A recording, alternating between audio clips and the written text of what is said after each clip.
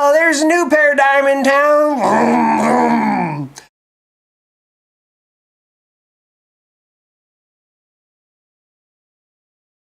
Alright, think of me like one of those baseball crazies. You know, collecting stats in some ridiculous little journal. Except I'm a fan of physics. Did I say that? Oh my god.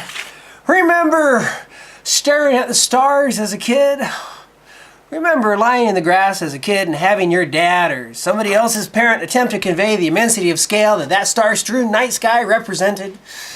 These largely 20th century ideas had been filtering down into the consciousness of the average earthling for most of the last century. So my dad could present the Copernican Galilean model of the solar system and explain how our sun was just one of those stars.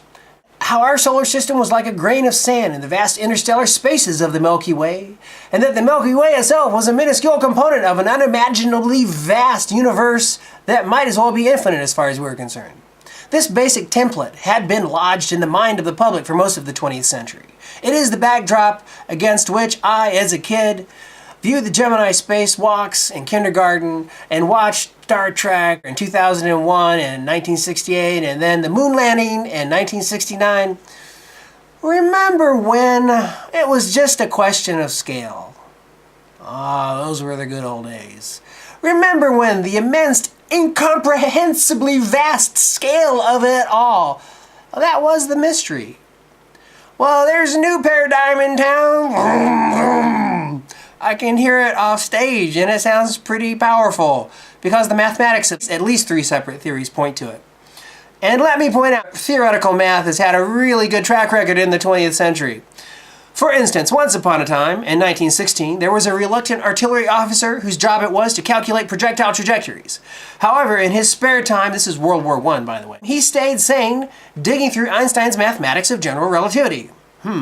That newfangled explanation of gravity. This man's name was Carl Schwarzschild. By digging around with pencil and paper, not a telescope, he was mucking around with numbers on a notepad. And what he did was uncover that the general theory of relativity demanded the existence of black holes. Today, black holes are not a theoretical bugaboo. Yes, they exist. Yes, we have lots of empirical evidence. Steven Weinberg also illustrates the power of math when he makes this statement.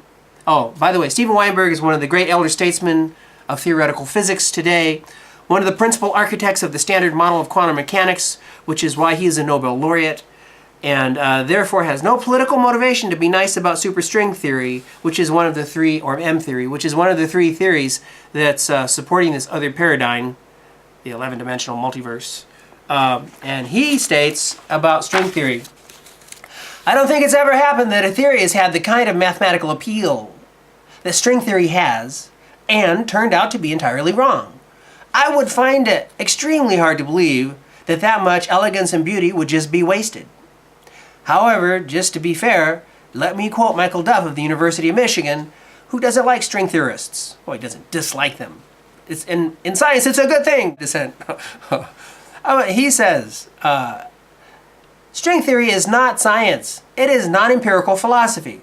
A lot of people also believe in angels. I would like to, as a layperson, state that, as far as I know, the theory of angels does not have the mathematical legs to explain all 4 forces in one fell swoop, which superstring theory does. If any of you don't understand the last retort I just made, watch my next post and you will, or at least as well as I do. So in the nutshell, what I've been alluding to is the 11-dimensional multiverse. Now, this thing that can't be understood by wrapping your brain around really big is really terrifying. Why? Because it can't be understood by wrapping your brain around the idea of really big. Immensity of scale, remember? That was the mystery. It still is. But now there's more. Really mind-twisting mystery. Higher dimensions.